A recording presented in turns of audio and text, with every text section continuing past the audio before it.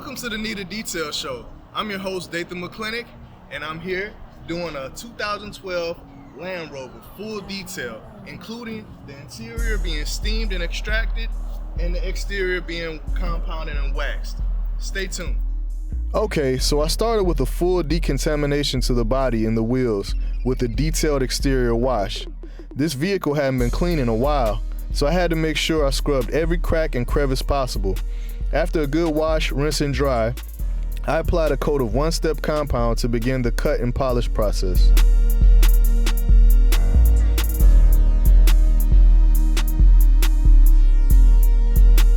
I've already done a thorough vacuuming, preparing it for extraction and steaming. The interior was the most difficult due to all the Chick-fil-A, McDonald's, and Burger King leftovers between the seats. I applied my favorite all-purpose cleaner to the carpet and pulled out my drill brush to agitate the carpet before steaming and extraction. And this was the end result.